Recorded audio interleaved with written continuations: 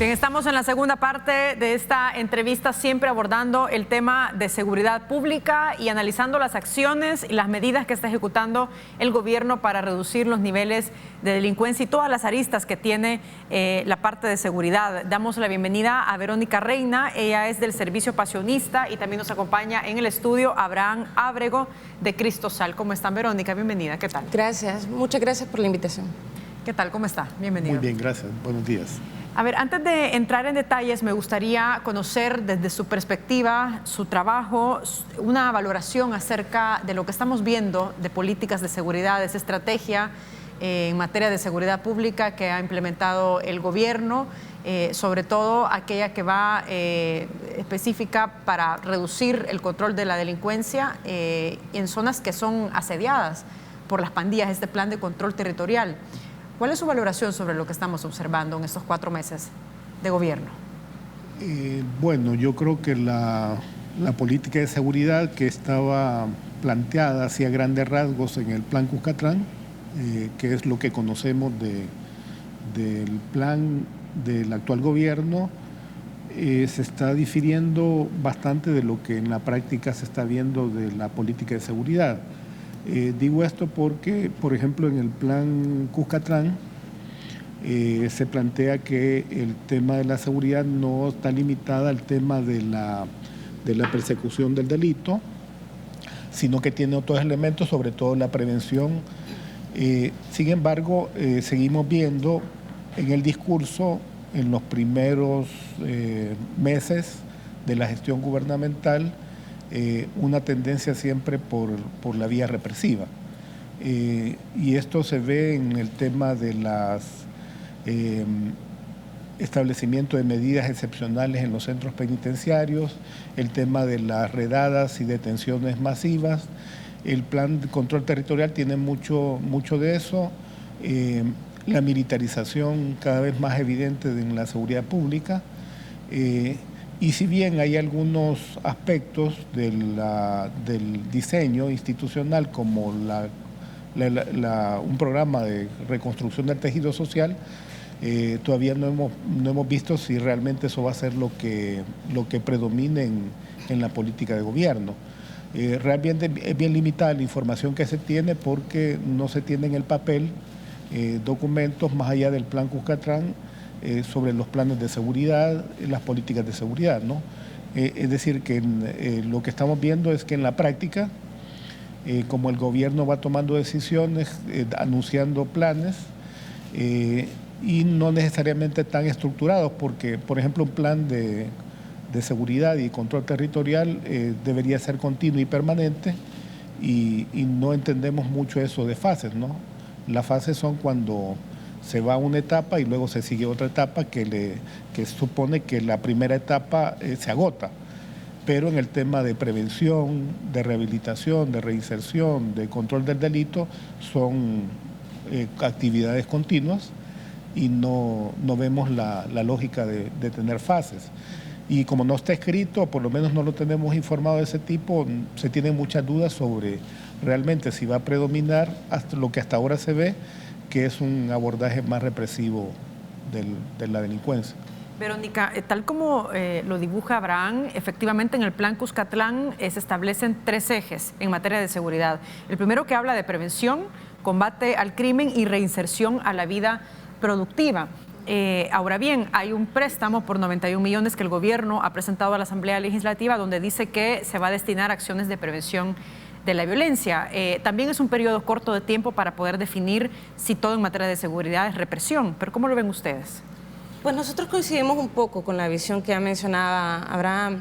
Primero, una de nuestras preocupaciones es que el plan control territorial se presenta como un plan pareciera inmediato, reactivo, que intenta recuperar los territorios y que por tanto esperamos no sea la política nacional que guíe durante 5 años la estrategia de seguridad de este gobierno, sino más bien un plan inmediatista que busca recuperar los territorios desde un manejo hasta el momento de fortalecimiento de la policía y de presencia territorial de la policía, que va acompañado por un segundo componente que, como ya se mencionaba, intenta recuperar el tejido social también. Si es así como se plantea, una de nuestras preocupaciones es que desconocemos el resto de las fases Desconocemos cuál es el procedimiento a profundidad de la inversión que va a haber en la recuperación del tejido social y lo que implica en términos de acciones concretas esta recuperación del tejido. Nosotros que venimos trabajando en prevención de violencia desde hace más de 20 años en uno de los municipios más violentos mexicanos, reconocemos que el hecho de trabajar en prevención de violencia implica estrategias a largo plazo, implica también identificar indicadores, generar resultados específicos, metas que se van cumpliendo a corto y mediano plazo. Y eso no se puede obtener de las políticas actuales precisamente por lo que ya se mencionaba. No existe hasta el momento un papel, un documento que permita delinear estas acciones, que permita identificar cuáles son las estrategias y por qué se ha definido este camino y no otro, y cuál va a ser el mecanismo para poder ir midiendo los avances que se vayan a tener en materia de política pública. Aunque haya habido un incremento, por ejemplo, a nivel presupuestario o de repente se pida o se solicita una alta inversión en prevención de la violencia, esa inversión, aunque incremente en cantidad presupuestaria, no necesariamente va a contribuir de manera positiva a lo que se está pretendiendo hacer si no se establece un mecanismo que nos permita medir a través de indicadores y a través de procesos verificables que se están logrando metas concretas, sino más bien puede ser una inversión incluso como se ha venido haciendo durante años y en los distintos gobiernos, que muy enfocado en la recuperación de espacios públicos, a obras públicas que tienen mucha vistosidad y que la gente reconoce claramente como algo positivo dentro de la comunidad, pero que no tiene mayor impacto en la recuperación del tejido social y en la organización comunitaria que permite una participación ciudadana que lleve a la reducción de la violencia en el territorio. En la parte de financiamiento, ya que lo menciona Verónica, se tiene, por ejemplo, bueno, seguridad es una de las carteras de todo el gobierno que tiene más recursos. Eso lo podemos observar en los presupuestos. Por ejemplo, para el año 2020, seguridad tiene 47 millones más. Aparte tiene los fondos de la contribución especial que se calculan que serán 129 el próximo año, 129 millones, que es este gravamen que se hace a las telefonías, y también se solicitan préstamos, como lo hemos visto, de diferentes entidades internacionales, como algunos están en la Asamblea Legislativa, los 91 millones, por ejemplo. ¿Hacia dónde, de acuerdo con su experiencia, con lo que ustedes han trabajado, sobre todo en los territorios, en las comunidades, hacia dónde deberían ir destinados estos recursos en materia de seguridad pública, Abraham? Sí, yo creo que es ahí donde realmente se ve hacia dónde va a ir una política. Si yo tengo fondos y la mayoría los voy a destinar, por ejemplo, al gasto corriente que supone el incremento del presupuesto en materia de policía o de las Fuerzas Armadas, que es mucho dinero del que se va, digamos, en el tema del financiamiento, del crecimiento, no solo de ahora de la policía, sino que de la Fuerza Armada en tareas de seguridad. Para mí debería destinarse básicamente en lo que tiene que ver con la prevención, que es un trabajo territorial de reconstrucción de tejido social, un trabajo comunitario que requiere la articulación de programas sociales, la recuperación del territorio en el sentido de que la recuperación del territorio no es simplemente la cuestión represiva de llegar y expulsar a los supuestos delincuentes, sino que más bien recuperar la presencia del Estado a través del fortalecimiento de los servicios públicos y las oportunidades laborales para los jóvenes. Eso requiere programas sociales, programas, digamos, de mediano o largo plazo, por una parte. Y por el otro lado, el tema de la reinserción y rehabilitación es muy importante, porque si no es un círculo vicioso, estoy metiendo a la cárcel delincuentes, pero no logro readaptarlos y no logro que se readapten a la sociedad, entonces vuelvo a tener el incremento de delincuencia. Aparte que El Salvador debería tener un énfasis importante en víctimas. Las víctimas de violencia se producen diariamente y requieren el apoyo, entonces mucho del presupuesto de seguridad debería irse precisamente a la atención y al apoyo de víctimas. Las víctimas de desplazamiento forzado, por ejemplo, requieren ya no solo el tema de atención psicosocial, el nivel de protección, sino que requieren el problema de que han salido de sus hogares y no necesariamente pueden regresar, requieren algún tipo de soluciones. y preguntémonos qué tipo de apoyo van a requerir las víctimas que van a ser las personas retornadas con este tema de las políticas migratorias restrictivas, que va a suponer que las personas que vienen, más la carga de las personas por el último acuerdo firmado, que van a ser solicitantes de asilo. Entonces necesitamos un modelo, un sistema de protección bastante amplio de víctimas en general, y eso requiere mucho presupuesto. Entonces ahí donde vamos a ver realmente en la balanza cuál es la prioridad del gobierno. Perfecto, vamos a hacer una pausa, pero vamos a regresar enseguida con este análisis. Son las 7 de la mañana con 37 minutos y les recuerdo que estamos en las redes sociales para que haga sus preguntas y comentarios sobre el tema que abordamos esta mañana. Estamos en la cuenta de Twitter como República 33 TV, nos encuentra en WhatsApp en el 73 18 76 27 y también estamos en Facebook como República TV 33. Regresamos.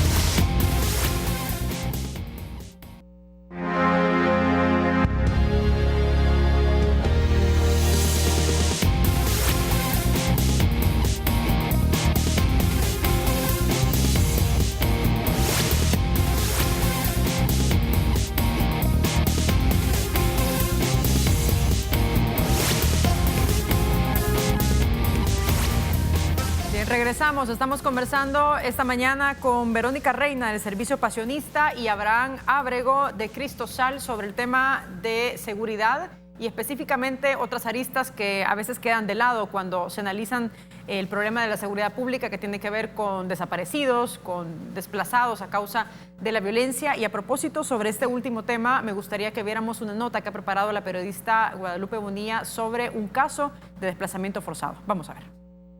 Y nos dijeron que como no habíamos pagado, nos iban a matar. A mi esposo lo golpearon, le apuntaron con el arma, nos sacaron afuera al patio a las niñas y nos tuvieron ahí un buen rato mientras decidían qué hacer con nosotros. Es el relato de una de las familias que tristemente se ubican en esta categoría, desplazados por la violencia. Nos dijeron que si nos quedábamos más tiempo ahí nos iban a matar. Nos dieron ahorita que nos saliéramos, agarramos nuestras mochilas con lo que pudimos y logramos salir.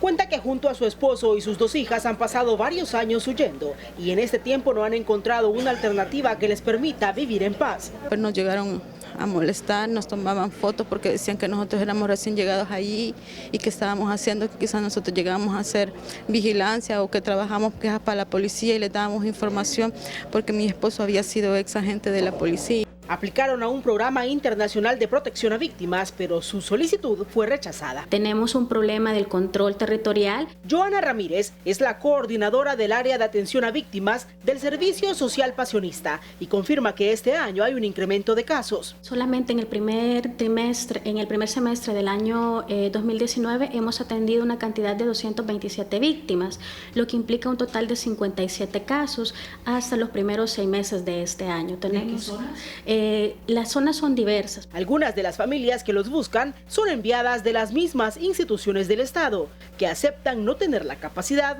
para dar respuesta al problema.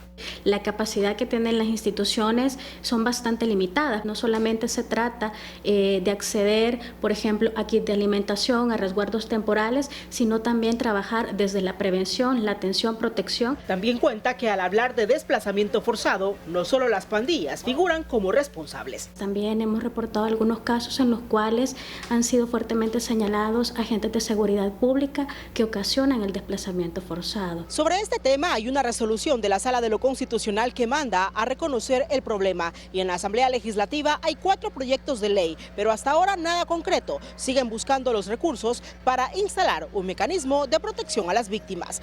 Para Teleprensa, Canal 33, Guadalupe Bonilla.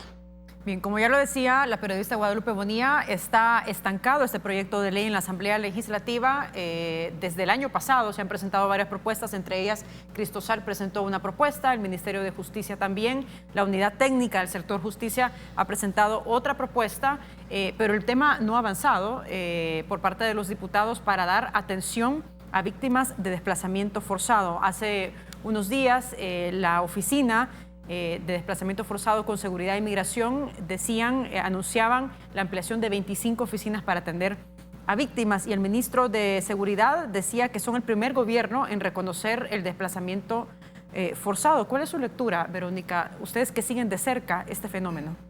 Bueno, primero, efectivamente hay diversas propuestas en la Asamblea Legislativa que se están discutiendo que parten de iniciativas de sociedad civil, pero también del anterior gobierno y de la Unidad Técnica del Sector de Justicia. La intención es contar con una normativa que regule, que genere un sistema mucho más amplio y permanente que permita dar atención integral a las víctimas de desplazamiento. El gobierno anterior terminó por reconocer el desplazamiento forzado justo en los últimos meses de su administración y fue que también quien presentó una iniciativa de ley a la Asamblea Legislativa donde se incorporaba el elemento de atención a las víctimas de desplazamiento. Este gobierno ha también dado continuidad a estas iniciativas, por ejemplo, las oficinas locales de atención a víctimas, que son oficinas que partieron de la estrategia gubernamental de seguridad y de atención a víctimas del anterior gobierno y que ahora se están ampliando. Ya había una cantidad de oficinas en funcionamiento y ahora las que se han inaugurado o que se pretenden inaugurar buscan, digamos, ampliar el territorio de atención que las OLAP ya estaban teniendo. Entonces, hay sí iniciativas puntuales, sobre todo a nivel local, de atención a víctimas. Sin embargo, como mencionaba Joana Ramírez del SPAS, el problema es de que son las mismas instituciones gubernamentales las que están derivando casos incluso a las organizaciones de sociedad civil, precisamente porque no existe un sistema ya estructurado, fijo, que permita asignar presupuesto para la atención a víctimas, no solo de desplazamiento, sino a las víctimas de violencia en general. Las OLAV lo que hacen es atender a las víctimas de violencia, no únicamente a las de desplazamiento, lo cual está bien, pero el presupuesto que se les ha asignado de manera consistente en los últimos años ha sido bastante reducido. Incluso en el impuesto por la seguridad que se recoge cada año, el porcentaje máximo que se brindó al tema de atención a víctimas fue del 4%. O sea, los gobiernos han venido priorizando de manera sistemática la asignación presupuestaria a otro tipo de ejes en el tema de seguridad, principalmente los ejes más de toque o de línea represiva o punitiva. En este caso, los bonos a la Policía Nacional Civil o al Ejército, la compra de equipamiento incluso, pero no al tema de atención a víctimas. Y esta es una deuda que el Estado salvadoreño tiene desde la resolución de la Sala de lo Constitucional que manda al Estado a legislar, a normar en función de la protección y atención integral de las víctimas y que se sigue incumpliendo al no contar con un sistema, ni con una ley, ni con una política específica del gobierno actual para atender a las víctimas que permita generar instrumentos de atención integral a estas. Abraham, ya lo veíamos en la nota que nos presentó Guadalupe sobre este caso que refleja la situación de miles de familias que viven este fenómeno de desplazamiento forzado a causa de la violencia.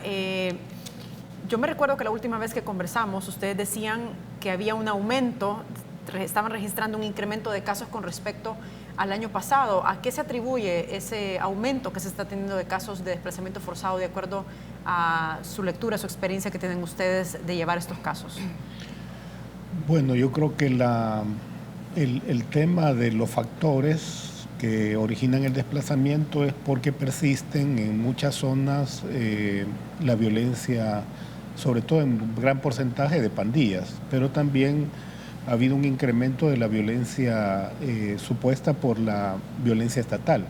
Es decir, que la actividad represiva del Estado en los territorios para combatir la delincuencia también está generando presión y acoso y violación de derechos humanos a la población. Entonces son factores, digamos, que plantean que no están resueltos en muchos lugares el tema de la seguridad. Entonces las personas todavía no están en esa situación y por lo tanto están sometidas a la violencia de las pandillas en su mayoría.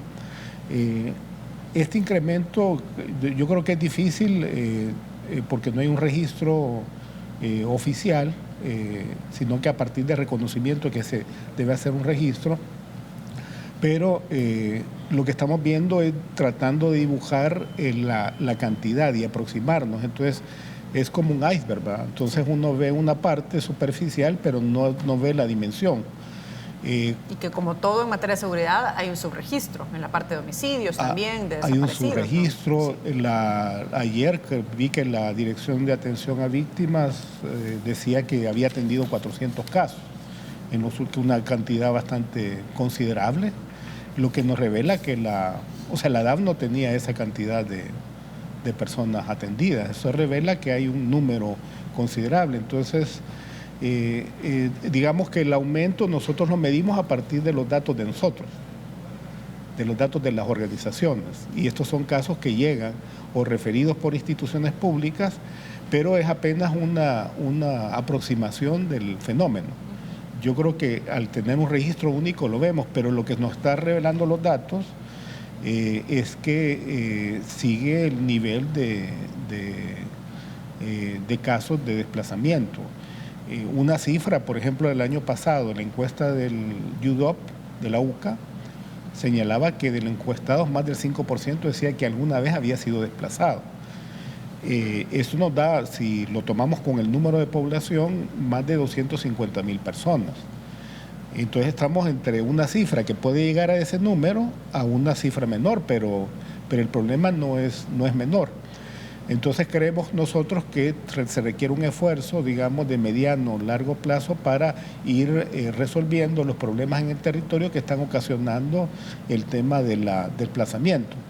Pero por el otro lado hay que tomar en cuenta que también hay un fenómeno de deportados bastante numeroso que se fueron por violencia y que no pueden volver a sus lugares de origen. Y al no tener alternativas, básicamente son desplazados. Es decir, que ese número también es y esa cifra queda relegada, ¿no? Porque ahorita entiendo los registros que tienen ustedes de acuerdo a organizaciones, es un desplazamiento interno.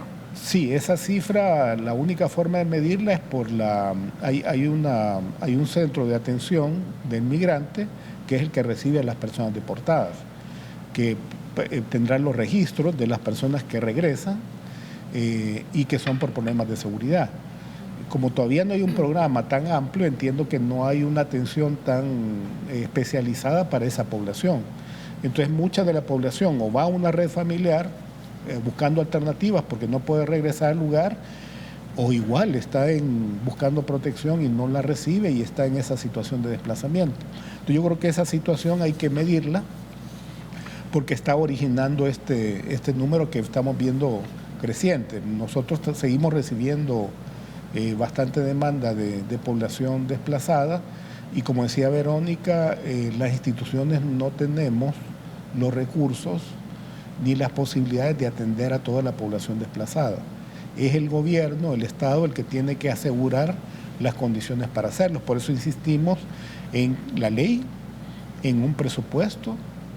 Hasta ahora, la sentencia que decía incluyan en el presupuesto un rubro de víctimas no se cumplió en el presupuesto del 2019 y no se está cumpliendo en el presupuesto del 2020. No lo vemos que está recogido ahí. Entonces, ese es un llamado de atención porque el problema se va a complejizar con este tema del acuerdo firmado por El Salvador y Estados Unidos, porque le va a sumar otro reto a estas oficinas.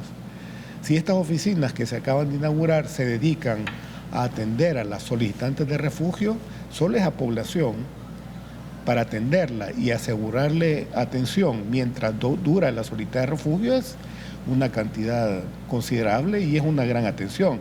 ¿Qué va a pasar con las víctimas que quedan acá? Es decir, el problema se va a ir complejizando y la atención se va a ver limitada si no hay ni siquiera un marco legal, un presupuesto, una institucionalidad. Hay que llamar eso la atención porque en los próximos meses creo que vamos a ver un poco de eso. Perfecto, vamos a hacer una pausa, pero regresamos con más de esta entrevista y cuando, ya estamos ya en la parte final, pero antes de finalizar, me gustaría preguntarles rápidamente sobre otro tema que tiene que ver con los desaparecidos. El fiscal general de la República ha dicho que en septiembre se tiene un promedio diario de 7 personas desaparecidas, que es mayor al promedio diario actual que se tienen de homicidios. ¿Cómo ven ustedes este tema, Verónica? Bueno, a nosotros nos parece interesante primero la iniciativa de reforma al código que permite incorporar el registro específico de estos casos, porque hasta la fecha los casos de desaparición de personas por particulares se registran a través de la figura legal de la privación de libertad. Entonces también esa figura legal no corresponde al fenómeno en concreto ni a las características que tiene la desaparición de personas. Entonces nos parece positivo que haya habido una iniciativa de reforma. Sin embargo, habría que ver cómo son los procedimientos de seguimiento a estas personas. Entiendo yo que ahorita tanto Fiscalía como la Policía Nacional Civil han abierto portales de denuncia para poder visibilizar también las víctimas de desaparición, y eso puede permitir una mayor articulación entre las instituciones para lograr encontrar a las personas desaparecidas.